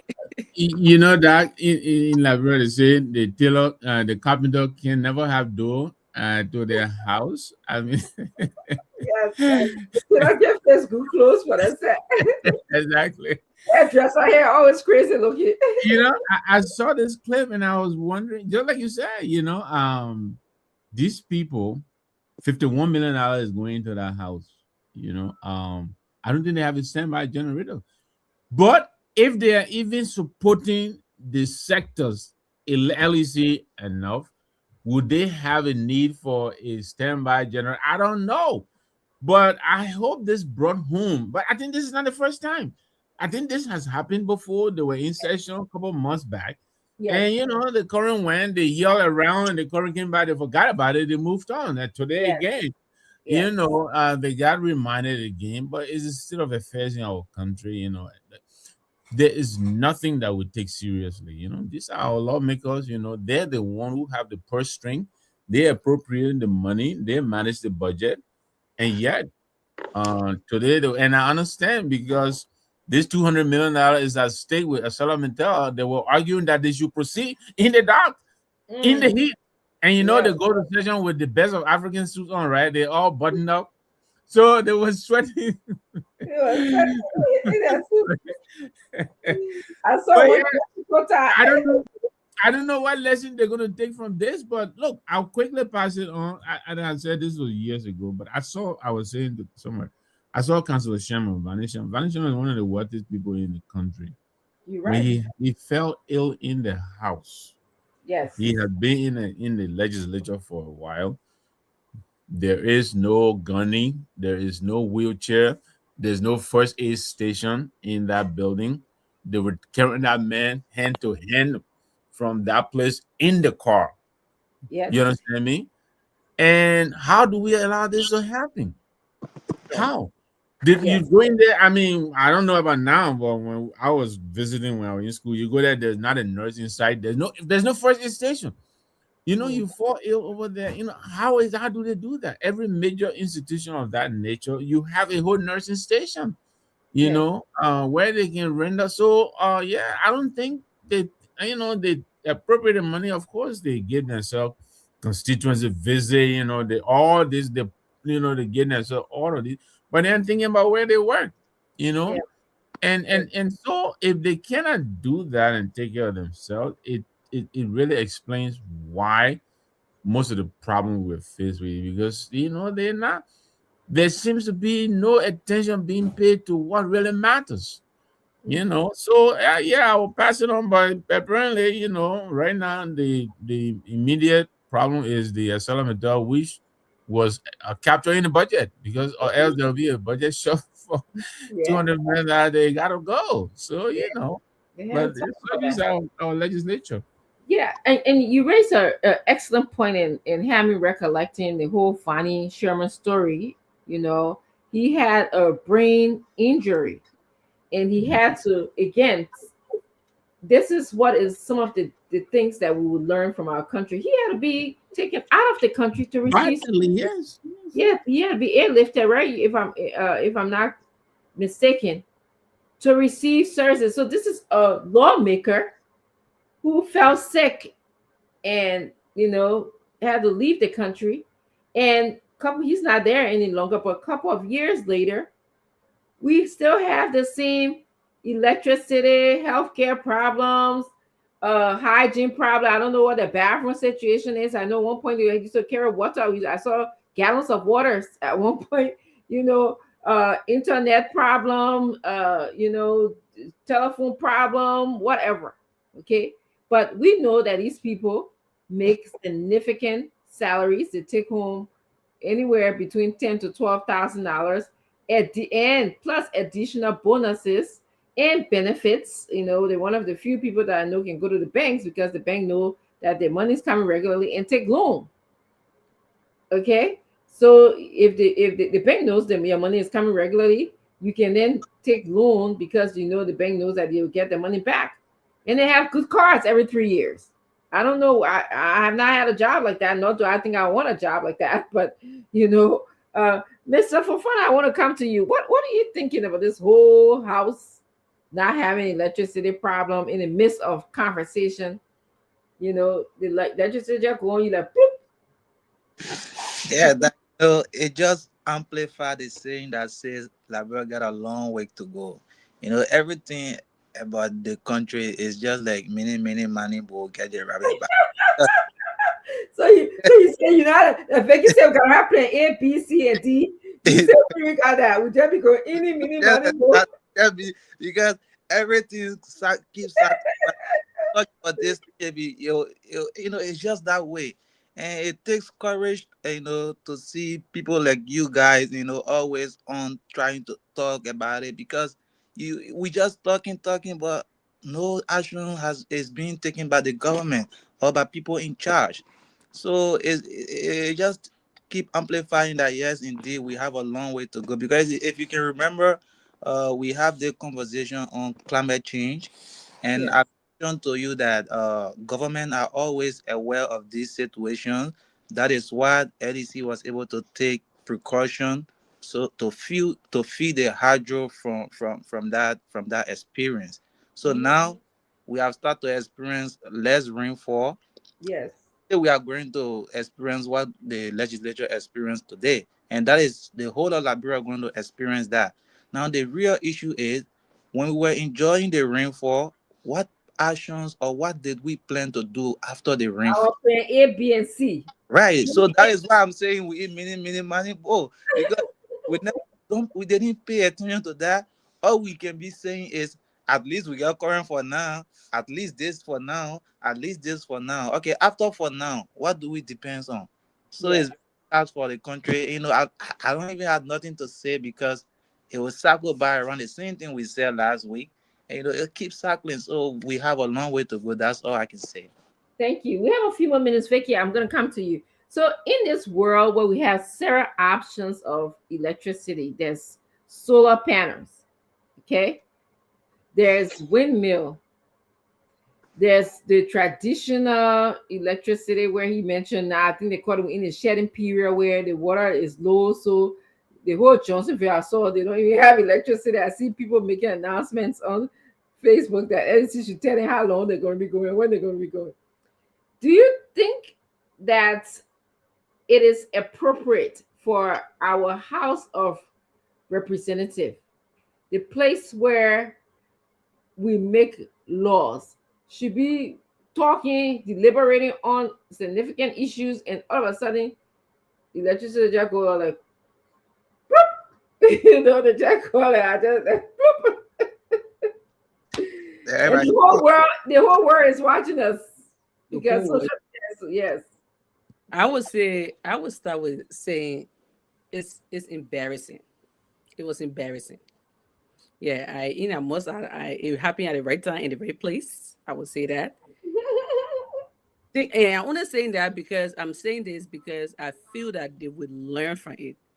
Ishmael stressed a point, very important, and said, "We come here, we talk about this thing, and this is not politics. We are literally helping you to fix things that you are not doing, that are undone or fixed. We are literally coming up with ideas every time we come here, or not only us, on the media, Spoon, this other station, they are taking it, they are discussing Liberia, the issue they see with Liberia, what is the problem, for defining the problem. We literally on it 24/7. Why are people not learning from this thing? I went to Liberia, or in-law lodged me. There were LEC, LEC, LEC went. LEC one that went off like now. Less than 15 minutes, I heard generator beating. I don't know even if it's automatic or somebody turned it on.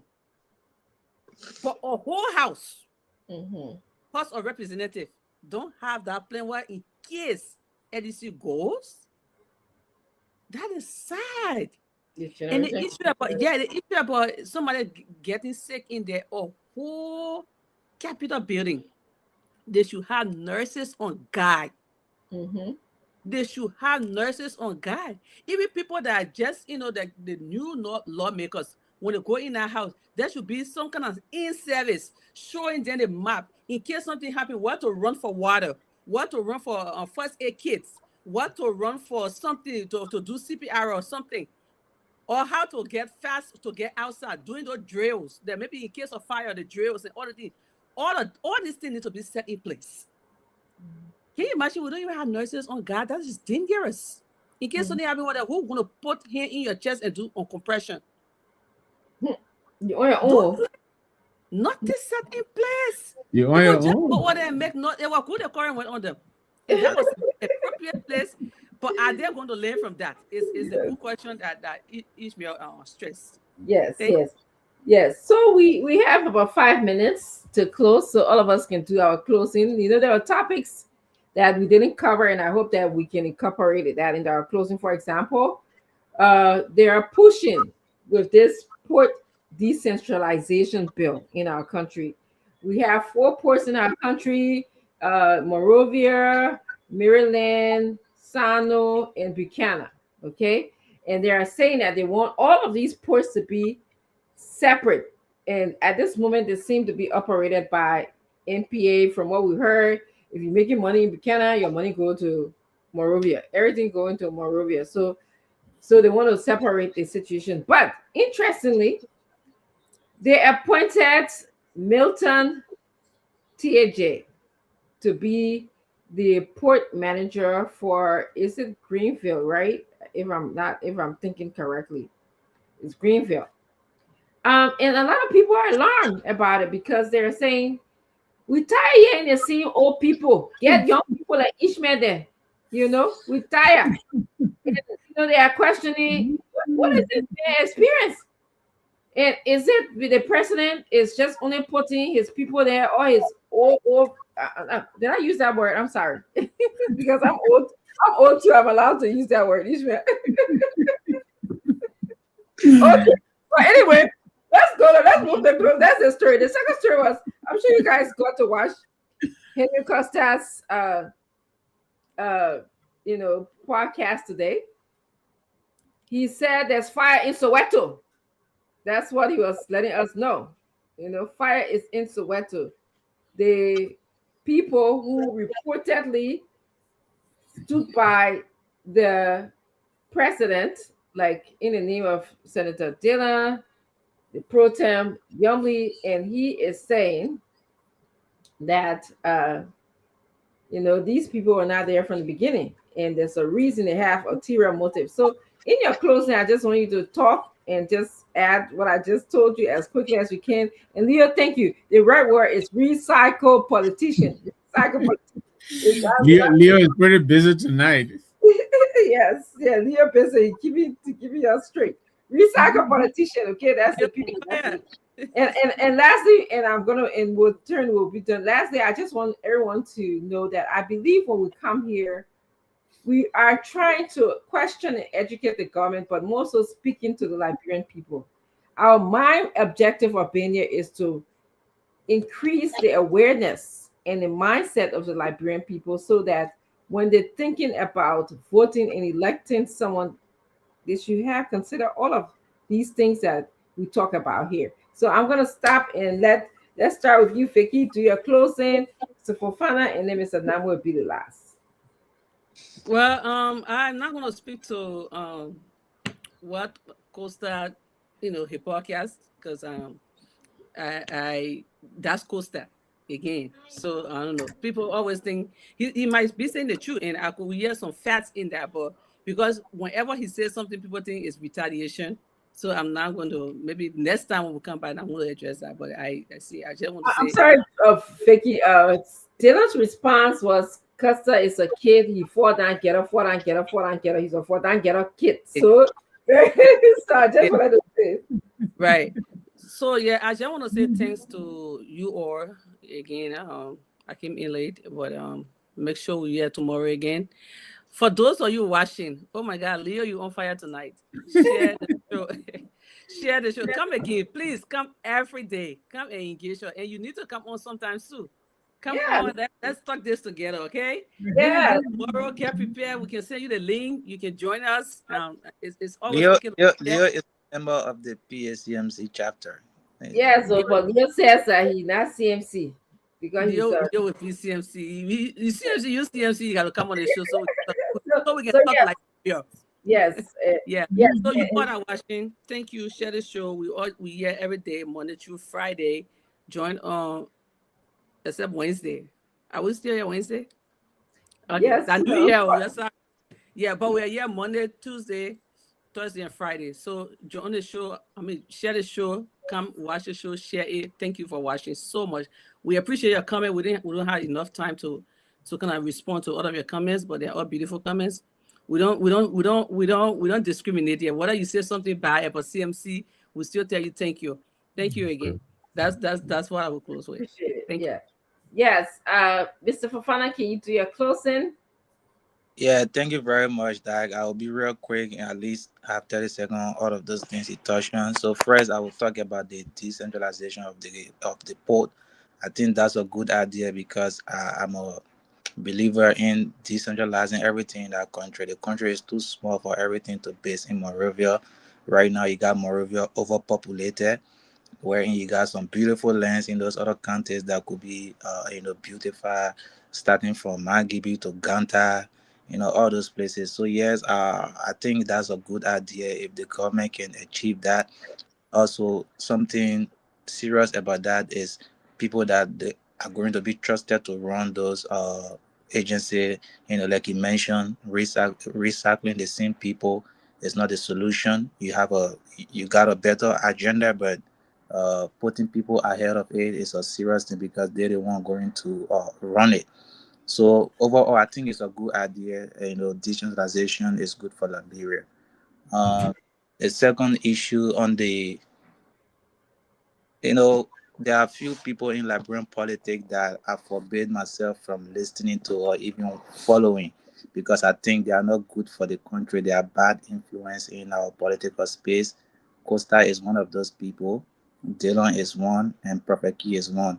So I don't follow them. I don't listen to them. So I didn't even watch the video. So I don't think I have comment on that. But overall, I think we had a very nice show and it was great to see you all. It was great to see Mr. Nangwe. Since after his trip, or since before his trip, I have never talked to him, even though he and I were in very good communication before going. It's good to see you again. We got some unfinished business. I think you have to come and get on that bag again because we have to. There are things we didn't accomplish. Yeah. So yeah, I'm very happy to be on this show. Thank you. Thank you, Mr. Fofana. We're very happy to have you. We appreciate your feedback and your comments. Thank you. Mr. Namwe, Hey, Doc. Thank you very much. And Ishmael, thank you very much. It's good to see you too. Thank you, Vicky. Great show tonight. Thanks to our audience as well. Thanks for sharing the show. Don't forget, keep sharing. Quickly on the port thing, I know that was, oh, you got too many friends. Milton is a very close friend. He was my best man in my wedding. oh really? I was supposed to be his best man before I traveled. and but I don't really understand what is going on. I mean, Milton has been a superintendent of Sano. He's been a senator. I think it could be, I don't know, an advisor, but a port manager. And I understand the concerns that are being expressed. Milton is in his 70s. All of that. Yeah, I think the argument is legitimate that a younger person could have probably, Milton could have advised a younger person. So, I've been talking about this, but I'm very concerned too. I'm confused, and to compound the problem, this is happening in the midst of all of this post decentralization argument going forward. How does the president make an appointment in the midst of all this? Just chaos. I don't get it. But I will leave that there. I'm sure we'll come back to it We'll again. talk about it tomorrow. Yes. But I just wanted to quickly call our attention to what is happening in the Rescue Nation, Rescue Nation. Henry Costa is over. Yeah, Vicky, is the president saying that Henry Costa is the one who the president not able to talk for himself? Is he? Don't we remember Bogata Bebe? Yeah. Is he a baby now? He's gonna call Henry Costa and talk for him. I don't get it. Now Henry himself, he has to understand that he's diminishing himself. His credibility. Every time you come and you give away a piece of yourself like that, your credibility diminishes. I don't understand what's happening. But the president wants to be mindful. He cannot be the one who is always presiding over the collapse of an institution. He headed the CPP. The CPP collapsed on his watch. He started with the Liberty Party. We ended up with Ability Liberty Party and Kanga Lawrence Liberty Party. He took the credit for that disintegration. Is he now going to take the credit again for the disintegration of Rescue Mission? When is he going to step up and draw the line and put this thing together? So he wants to be mindful of this. He's becoming 0-3, and he don't want to be the one who is known for always presiding over the falling apart of institutions. He has to call his people in and talk to them. What is happening is not good. It is bad because they all know each other so intimately. There is a potential to really put a lot of damaging information out there. I heard part of what Dylan said. He was trying not to say, but why he was not trying to say something, he did say a lot. His body language, talking about when you waste water, you can't take it back. His mouth is not for sale. All of these innuendos. We all know what he was trying to say. So I will leave it there. But thanks.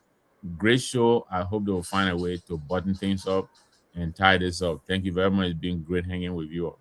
Yes, I should tell you just something to laugh about. I learned about strategic loving. If I didn't learn anything from the Costa podcast, Oh yeah, love it. Okay, so you see, poor Facebook, so much strategic lover. Yeah, lover. What a word. Lover. So, Oh yes, I'm the spouse of the speaker. so guys, look, I'm not even gonna get started. Let's go because I'm tired. I'll see you guys. Hope tomorrow, Mr. Leo Sese. I hope you're getting ready. I'm about to text you. You'll be on here tomorrow. Thank you so much. I look forward to seeing you guys. Let me put our anthem on. Bye. Thank you. CMC for the people, by the people, and to the people. Citizens movement for change. Oh yes, a new day has come. Yes, a new day has come. Rise up, Liberia. CMC for the people. CMC by the people. Let us join our hands together to build a better life. CMC, CMC for the people. CMC by the people. Let us join our hands together to build a better life. Equity, national unity, transparency, accountability, social justice, integrity. CMC core values. CMC Global. It is a new day for Liberia. It is a new day for the